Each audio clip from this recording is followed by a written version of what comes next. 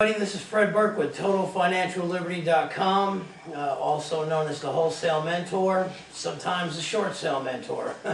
Depends on what day you catch me on.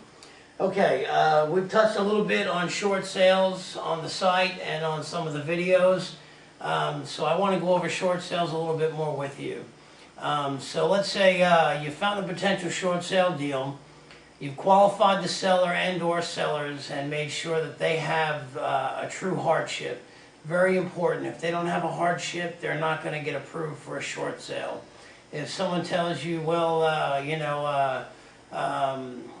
just want to go ahead and short sell my house, it doesn't work that way. If they're driving 2 Corvettes and have a Jag in the driveway and a lot of money in the bank, chances are, matter of fact, I can pretty much positively tell you they're not going to qualify for a short sale. So make sure they have a true hardship and find out what it is and be sure that it is, again, a true hardship.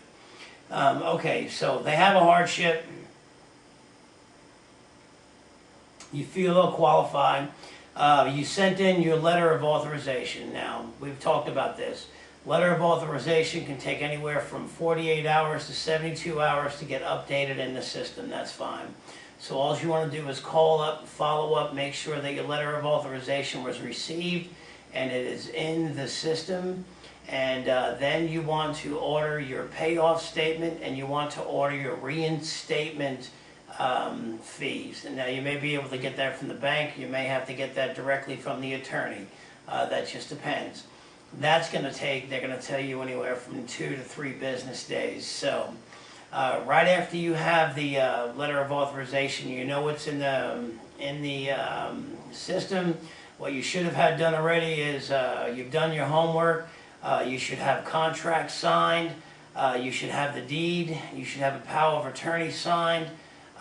If they do not live in the house, you have to have a key. You must have a key to do your job, to let your investors in, to let your contractors in. So you must have a key.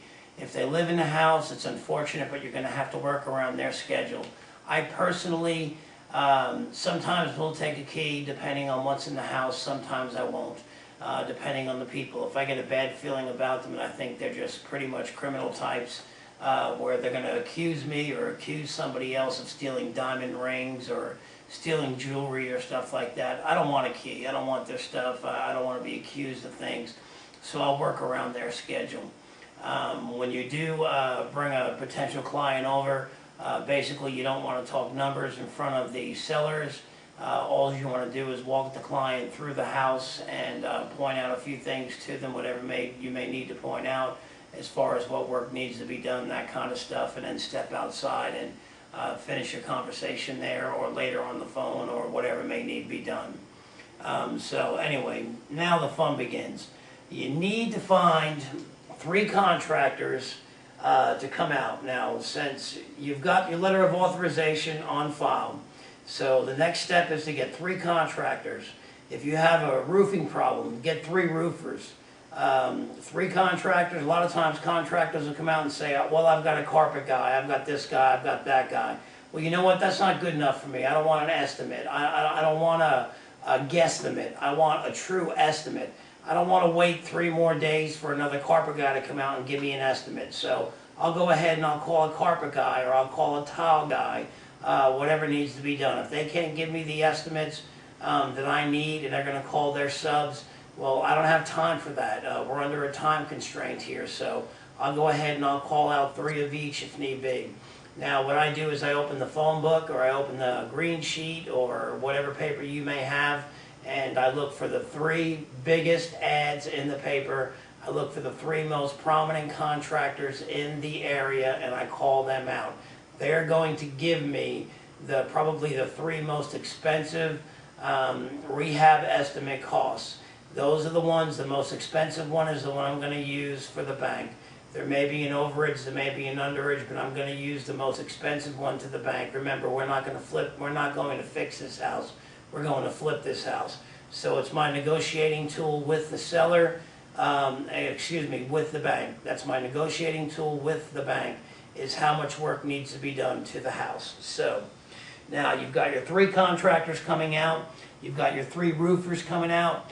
always call foundation guys. In my area, if a house has been built from 80 and below, either it's had foundation problems that have been fixed, or it has foundation problems that need to be fixed. So I always call foundation guys out. You'll be amazed at how you'll call 3 guys out for foundation, and one may say you need no foundation work, one may say you need $3,000 in work, one may say you need $7,000 in work. It's amazing how they'll all differ in price. Of course, I use the highest price to give to the bank just to be safe, because that guy may be right, and may need $7,000 in foundation repair. So I'm going to use that in my repair estimates. So the contractors are very important, and you should start this immediately after you have your paper signed and you have your letter of authorization. Matter of fact, I wouldn't even wait for the letter of authorization to be in the bank. As soon as I have my contract signed by the sellers, I'm already calling my contractors the next day, and I'm getting them out there to give me bids. Very, very important, because it's going to take a contractor on an average of 3 to 7 days to put together a solid bid for you that he can email over to you, broken down room by room, section by section, and what needs to be done. Foundation guys will normally give you your foundation estimate right there on the spot.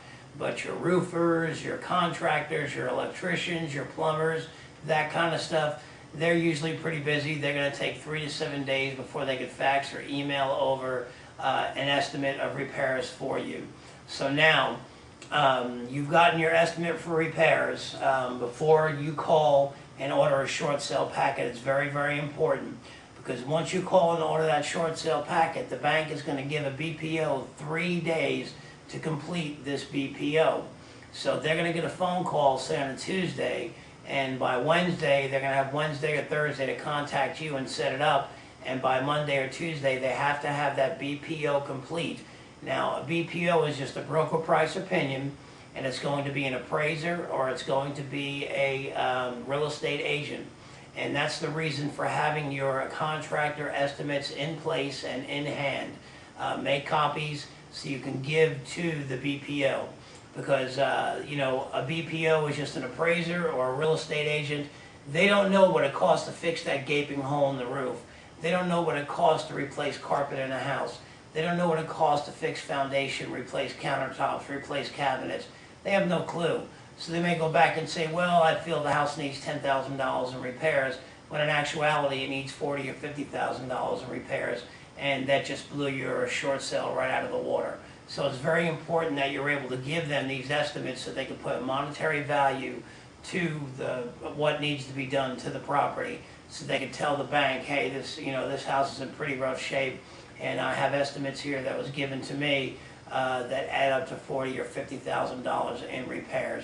So it's a very, very important part of dealing with the BPO. Very, very important. And again, I always go with the highest bid, just in case. So again, it's going to take them anywhere from 3 to 7 days to fill this out. So before you order your short sale packet, you want to make sure that you have all your estimates in place, so you can give them all to your contractors. It's very, very important that you have this in place.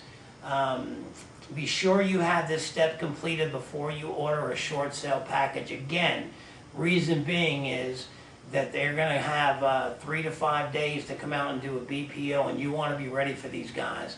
When these guys walk in the house and they say, well, yeah, I see it needs carpet, but I don't know what it's going to cost to fix. Here you go. This is what it's going to cost to fix, Mr. BPO. Well, I don't know what it's going to cost to fix that gaping hole in the roof. Here you go. This is what it's going to cost to fix. So if you have all your nuts in a row and you're ready to go, then you should have no problem with the BPO. And remember, most of your contractors are busy, especially if you call the busy guys and the good guys. So it's going to take them anywhere from 3 to 7 days to fax you over or email you over the estimate of repairs. So very, very important step. Make sure you have this done before you order the short sale packet.